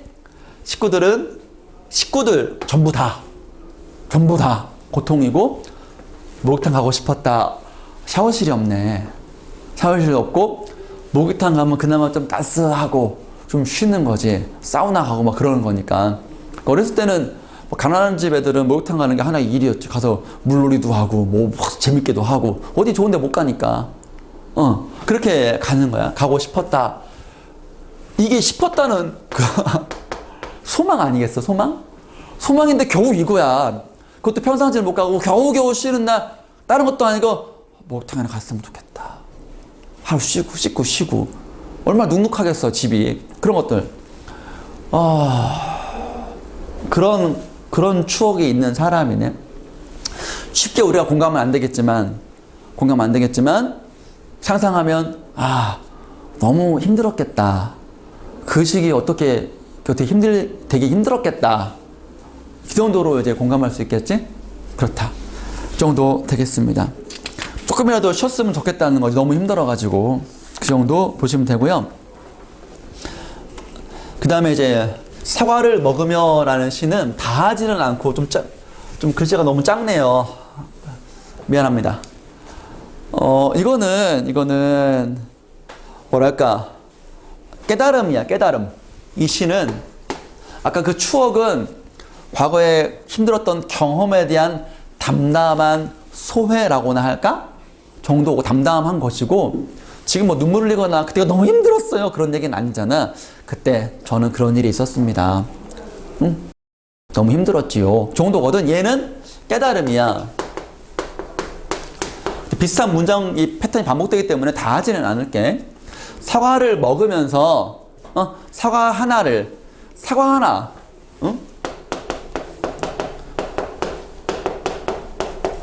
따지고 보면 사과 하나는 그냥 돈 주고 살 수 있는 물건에 불과하잖아. 맛있는 거 뭐 그런 거 아니겠어? 그치? 별거 아닌 거야. 사과 하나를 그냥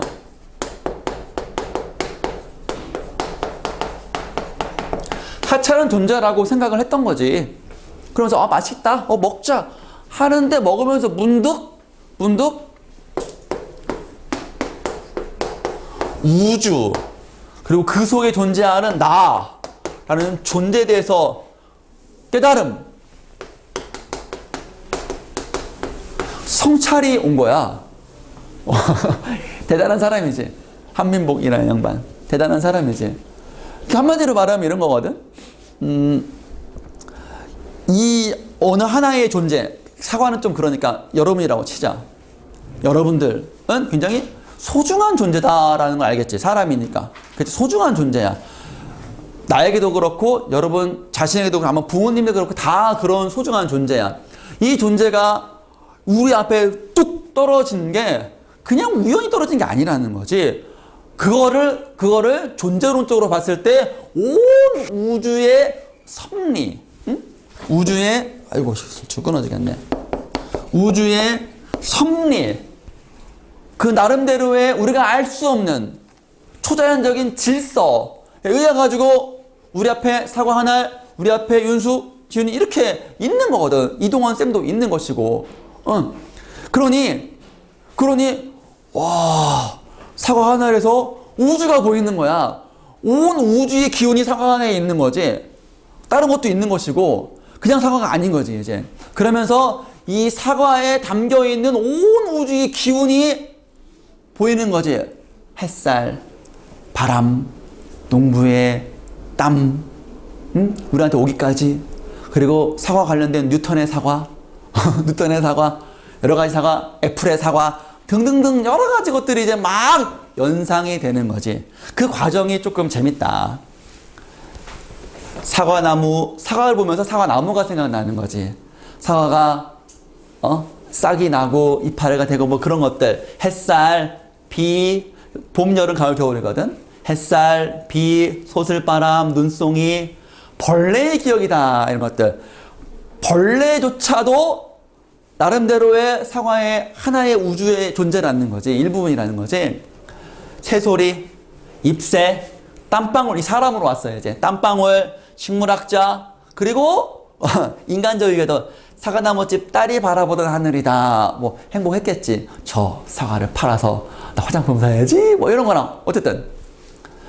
그 다음에 사과나무 가지, 나이테, 뿌리, 씨앗, 흙, 그 다음에 지구의 중력까지, 그리고 우주, 결국에는 우주로 가는 거야.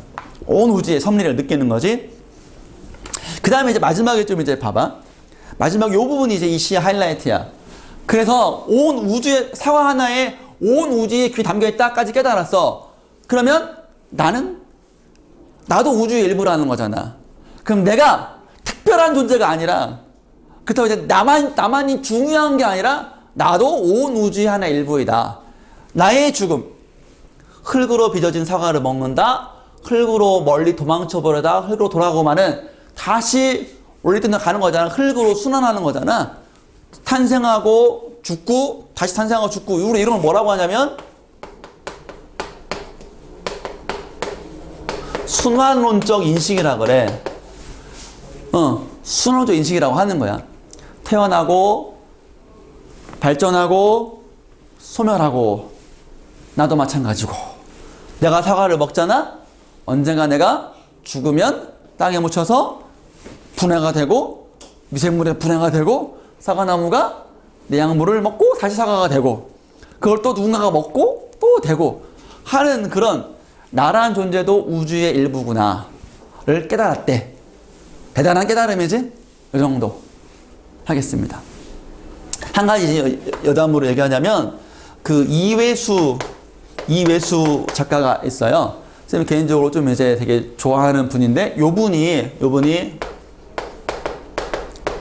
웹불이라는 그 우화집, 동화집 비슷한 거, 어른을 위한 동화집, 분량이 두껍긴 하지만 금방 넘어갈 수 있는 거거든. 여기에 우리 인간의 어떤 능력치를 좀 이제 4단계로 구분한 게 있어. 그게 뭐냐면 1단계는 뭐냐면 맞나 모르겠다. 육안, 눈인데 눈으로 보는 거야. 사과를 보고 맛있겠네 라고 생각하는 거가 육안으로 세상을 바라보는 사람이고, 두 번째는 심안, 사과에 담겨있는 농부들의 노고라든가 그런 자연의 어떤 그런 노력, 이런 것들이 보이는 사람이야. 또 세 번째, 이게 2번하고 3번하고 좀 헷갈리는, 이게 좀 순서가 바뀔 수도 있는데, 지안, 지식의 눈으로 사과를 바라보는 거야. 그래서 이제 뉴턴의 사과, 이 정도고, 마지막 최고 레벨이 뭐냐면 영안, 영적인 눈으로 존재를 바라보는 거야. 그게 이제 우주의 일부라는 거지. 우주론적으로 이 존재를 보는 거지. 그럼 이 존재가 어디에서 왔고 어떻게 발전할 것이며 어디로 갈 것이다 까지 이제 전체적으로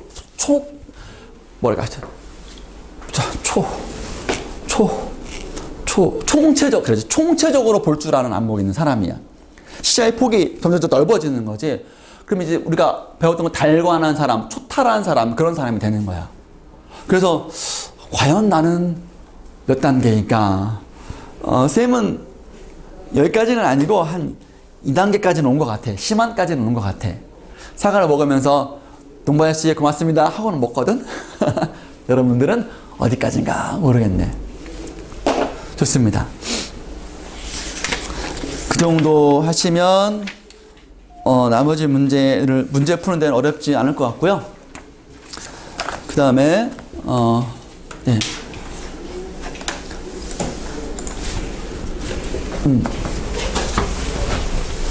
소설은 좀 간단하게 줄거리 정도 포인트만 좀 잡아 보겠습니다.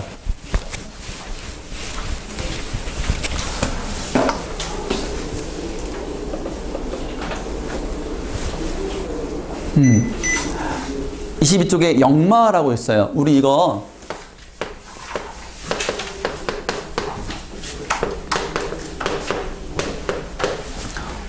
어디에서 우리 공부했냐면 소설 이론 갈등에서 내적 갈등이 있고 외적 갈등이 있잖아요. 외적 갈등 중에서 어느 한 인물과 그 인물에게 부여된 운명 지어진 운명과의 외적 갈등에서 우리 현대문학에서는 유일하게 이거 하나 있다 그랬습니다. 그게 바로 이 작품이죠. 그래서 인물은 옥화라는 주막집 주모의 아들 성기가 어떤 운명이 있냐면 역마살, 제목 역마입니다. 역마살, 살이라는 게 보통 운명인 거예요. 역마할 수밖에 없는 운명이다, 타고났다라는 소리입니다. 그러면 두 가지, 역마살이 뭐냐? 떠돌이 할 수밖에 없다. 즉 정착 불가. 떠돌아야 돼. 근데 그것이 옥화의 엄마인 성기의 외할머니에게는 문제가 되는 거야. 이게 문제 상황인 거야. 하나밖에 없는 자손이 떠날 수밖에 없는 운명을 타고났다라는 거지. 근데 그게 빼박인 게 뭐냐면 외할머니, 그러니까 외할아버지는 남사당 패고, 아버지는 떠돌이 중이고, 그러니까 유전자가, 그래가지고 이제 할머니도 주막하고 옥화도 주막하니까 주막집이 이제 밥도 먹고 잠도 자고 하는 그런 여관 겸업인 거야. 이제 남사당패는 지금으로 말하면 연예인 집단이야. 공연도 하고. 그러니까 잘생겼나 보지. 그래가지고 하룻밤 해가지고 옥화를 낳은 거야. 떠나버리고. 또 옥화도 하다가 떠돌이 중과 하룻밤 해가지고 아들 낳고 떠나가 버렸어. 떠돌이 유전자 갖고 있으니 이 성기에게도 이 유전자가 그대로 물려갔을 거라는 피땡김이 있는 거지. 아니나 다를까 점을 쳐봤더니 그런 게 있대. 역마살이 있대. 옛날에 그런 거 많이 있잖아. 그지? 아이고, 관상을 보니까 역마살이야 이거 하니까 아이고, 드디어 그랬구나, 떠나겠구나 해가지고 이 머리를 짠 게 정착의 성기를 정착시키려는 정착의 노력을 하는데 다 안 되는 거예요. 장사도 시켜봐. 절에 그 스님 머리 깎아서 스님 한번 대볼래 했는데도 안 돼. 뭐도 안 되는 거야. 그래가지고 어느 한 또래 여자의 개연이라는 애가 어느 한 장사꾼이 장사하러 가는데 개연이 좀 맡아달라 해가지고 둘이 서로 혼인을 시키려고 하는데 지가 결혼하면 애 낳고 하면은 지가 어디 가겠어? 라고 이제 끝판 결정을 했는데 그만 이 운명이 또 장난을 쳐가지고 알고 봤더니 개연이가 엄마 옥화의 배다른 동생이네. 즉 남사당패였던 외할아버지, 즉 옥화의 아빠가 나타났어. 개연이를 데리고. 그러니 이 사실을 알게 된 옥화가 성기와의 혼인을 단념할 수밖에 없었고, 이에 좌절한 성기는 죽는다. 그래서 혼인의 좌절이고 성기는 너무 충격이 커가지고 죽으려고 해. 식음을 전폐하고 다 죽는다 그랬어. 그런데 죽기 전에 옥화가 진실을 말해줘. 실은 이런 일이 있었다. 참 말하기도 뭐해가지고 말 안 하는데 네가 죽을 것 같으니까 죽기 전에 알고나 죽어라. 엄마가 못 일게 니네 그냥 떼어놓는 게 아니다. 이런 일이 있었다. 하는데 그 말을 듣고 성기가 곰곰이 생각해보니까 운명을 거스르려고 했는데 안 됐네. 그러면 차라리 내 운명, 떠들이 운명에 순응하는 게 낫지 않을까? 해서 다리를 털고 일어나서 기운을 차리고 엄마 나 여판 하나만 맞춰줘. 여판? 떠나게? 아버지 계신 곳으로 한번 가보려고. 저 강원도 쪽으로 간다는 거예요. 그래가지고 길을 떠나는 걸로 마무리가 됩니다. 말하고자 하는 바는 하나. 한국인의 운명관은 적어도 김동리가 봤을 때는 서양의 오이디푸스 콤플렉스 같이 오이디푸스처럼 운명에 저항하는 게 아니고 저항하다 좌절하고 죽고 그런 것이 아니라 적어도 한국인의 운명관은 순응하는 것이다 라는 메시지를 주려고 하는 작품이었어요. 단순하죠, 결말은. 재밌는 부분은 계연이랑 성기가 서로 이제 알콩달콩하는 그런 장면인 거예요. 오빠, 동생으로 시작해서 옥화가 자꾸 계연이랑 성기랑 이제 서로 친하게 해주려고, 야, 계연아, 오빠 식사 좀 챙겨줘라. 그래서 식사도 갖다 주고, 야, 성기야, 너 계연이랑 같이 신분 좀 갔다 와라. 그래서 둘이 같이 붙어있게 해주려고 하는 거야.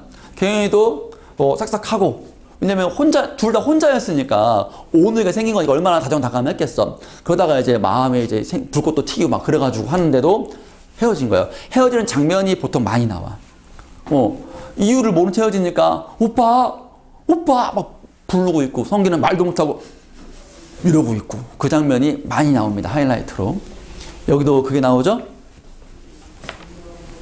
아니네요. 여기는 이제 끝날 무렵이네. 이제 우리 이쪽에 있는 본문은 거의 끝 무렵 결말 부분이네요. 앞부분의 줄거리를 통해서 쌤이 이렇게 대략 얘기해 준 거예요. 주제 얘기했고, 그러면 여러분들이 아마 충분하게 읽을 수 있지 않을까 싶습니다.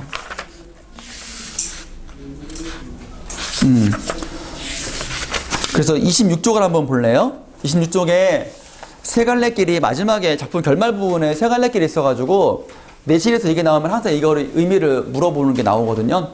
세 갈래 길이 있어요. 성기가 길을 떠날 때 이제 옆판 맞추고 길을 떠날 때 놓여진 선택지가 세 개라는 거야. 근데 세 개 중에 구례로 난 길은 여기 누구야? 계연이가 떠난 길이야. 안 가. 그리고 화개골은 엄마가 있는 곳이야. 안 가. 그래서 미지의 세계인 하동으로 난 길로 가. 성기가 하동으로 난 길을 선택하는 거는 새로운 삶, 운명에 순응한 자의 새로운 삶을 보여주는 것이다로 보통 해석을 하지요. 그 다음에 우리 그 적용학습에 있는 그 비문학 지문은 기술 지문인데 요즘 이런 스타일은 안 나오죠. 긴 지문은 아니죠. 많이 까다롭진 않아서 여러분들이 숙제로 대체하도록 하겠습니다. 그리고 이제 시간이 좀 있으니까 저 뒤로 넘어가면 화작은 여러분들이 하시고 문학에서 54쪽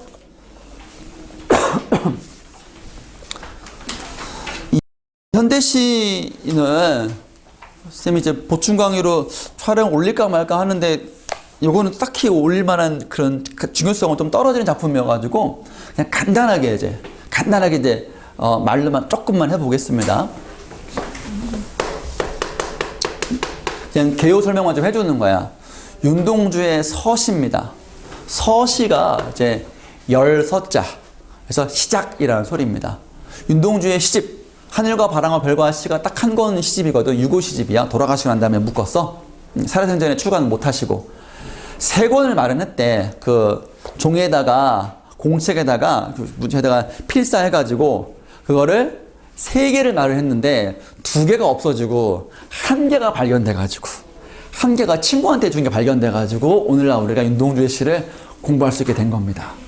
다행이라 하지 않을 수 없죠. 아무튼 그 시집의 첫 번째 1번 타자가 이 서시예요. 서시는 그래가지고 이 시를 대하는 혹은 윤동주가 이 시대를 대하는 마음가짐을 엿볼 수가 있어요. 각오, 마음가짐. 그래서 죽는 날까지 하늘을 우러러 한 점 부끄러움이 없기를, 잎새이는 바람에도 나는 괴로워했다 그랬습니다. 그래서 하늘이 그냥 sky가 아니고 윤리적인 존재, 보통 절대자가 아니고 윤리적인 존재. 비유하자면 이 자식 남의 물건을 훔치다니 하늘이 두렵지도 않느냐? 응? 할 때 그 하늘입니다.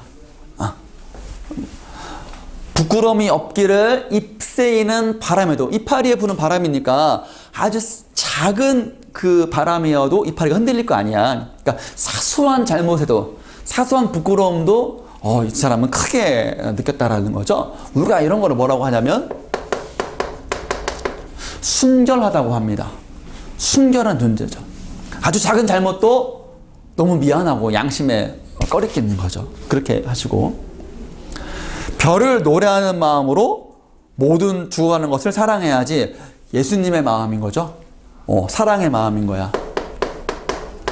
죽어가는 것, 별을 노래하는 마음이다. 별은 밝은 존재, 희망을 노래한다라는 말은 긍정의 마음, 여유의 마음을 가지고 모든 죽어가는 것, 모든 대상이잖아. 이 세상에 안 죽는 게 없잖아. 다 변하고 다 죽잖아. 그러니까 그런 마음으로, 그런 별을 노래하는 순수한 마음으로, 희망적 밝은 마음으로 모든 사람들을 사랑한다는 거야. 사랑해야지라는 말은 그렇게 해보겠다, 노력하겠다, 이런 거잖아. 그렇다고 이거를 자만심이 쩌네라고 봐서는 안 된다. 그런 마음가짐, 순수한 마음가짐을 봐야 되고, 그 다음에 나에게 주어진 길, 그리고 나에게 주어진 길을 걸어야겠다 해서 길이 바로 소명이랑 소명. 나에게 주어진 길. 보통 이제 양심적인 삶, 순결한 삶이라고 하죠. 뭐 시대를 좀 감안한다면 저 광복을 꿈꾸는, 광복을 이루기에 뭔가 하는 그런 걸 수도 있겠고요. 걸어가야겠다. 그런데 이 시에, 정말로 이 시에 백미인 건 뭐냐면 마지막 이연이에요. 오늘 밤에도 별이 바람에 스치운다. 보통 이런 식으로 하면 시가 겸손, 뭐 순결, 사랑, 소명 한 마지막에는 내가 꼭 이루고 말 거야. 역시 나는 어떤 게 와도 다 이겨낼 거야. 라고 자화자찬으로 끝나기 마련인데, 이 시에서는 그러한 마음가짐을 유지한 채 현실은 힘들지 않아. 그래, 나는 그걸 알고 있어. 그러함에도 난 이런 마음을 버리지 않을 거야. 라고 한 번 더 다짐하는 거야. 왜냐하면 일제강점기의 현실은 너무 녹록하지 않으니까. 그런 현실에 대한 인식이 마지막 구절. 오늘 밤에도 별이 바람에 스치운다. 오늘 밤에도 오니까 역시 어제도 엊그제도 계속 별이 바람에 스치운다. 이 바람이 별까지 가는 거 아니야? 별은 우주에 있는 공간인데, 그지? 이 지상에 바람이 갈 수가 없잖아. 그런 것처럼 이 별은 어떤 그 밝은 이상적인 그런 상황을 괴롭히는 그런 바람. 그래서 바람이 달라. 처음에 있는 바람은 어떤 그 양심에 있는 어떤 그런 부끄러운 바람인 거고, 부끄러움 주는 그런 바람인 거고, 여기 있는 바람은 어떤 그 일제의 현실인 거고, 그렇게 되는 것이죠. 개인적인 바람이라면 이때 바람은, 아래의 바람은 이제 사회, 현실적인 그런 부정적인 바람이 되겠습니다. 윈드 되겠습니다.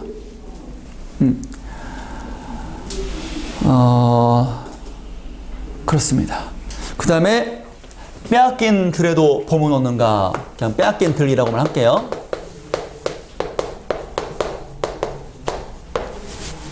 이 시는 딱 하나 이거예요. 이 시의 포인트는 이겁니다. 뭐냐면 1920년대에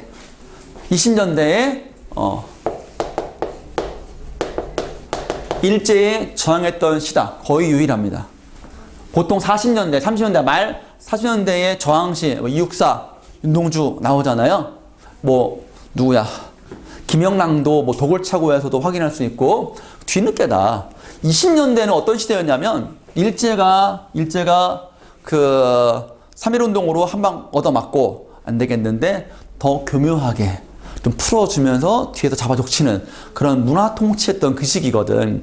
이 시기는 막 사상이 본물처럼 터져가지고 공산주의, 사회주의, 뭐 서구의 낭만주의, 뭐 초현실주의 다 들어왔던 그 시기야. 이상의 그 거울 썼던 그 시기가 바로 이 시기예요. 근데 이 시기에 이 양반도 물론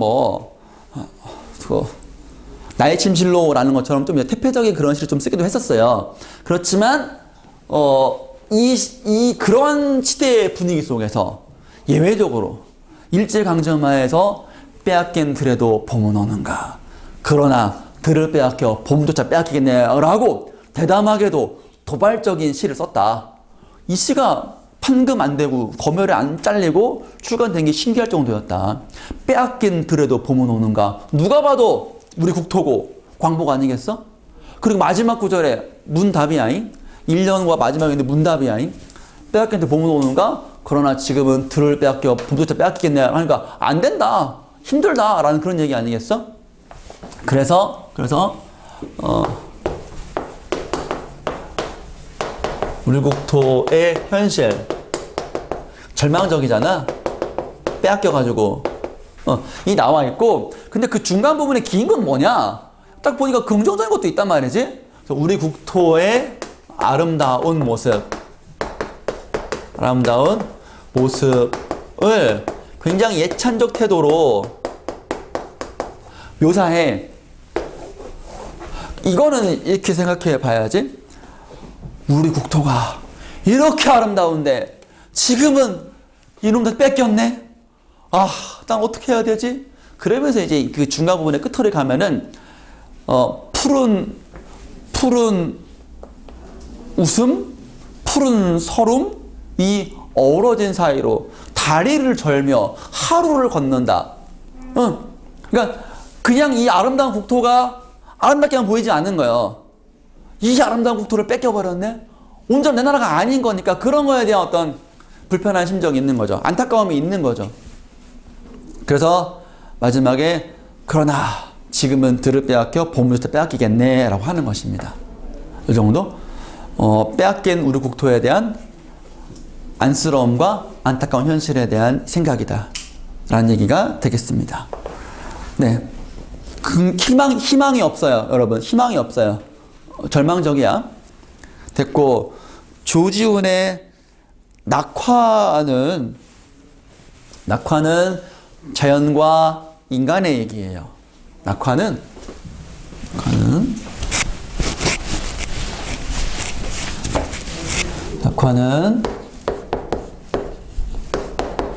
우리 이형기의 낙화는 보통 꽃이 떨어지는 게 항상 그 긍정 부정이거든. 어디다 왔을까? 이렇게 해야 되겠구나. 낙화가 이제 긍정이라면 꽃이 떨어져야지만이 그 자리에 열매가 맺는 거예요. 그렇죠. 결실, 열매, 맺기. 그래서 이제 이형기의 낙화라는 시를 보면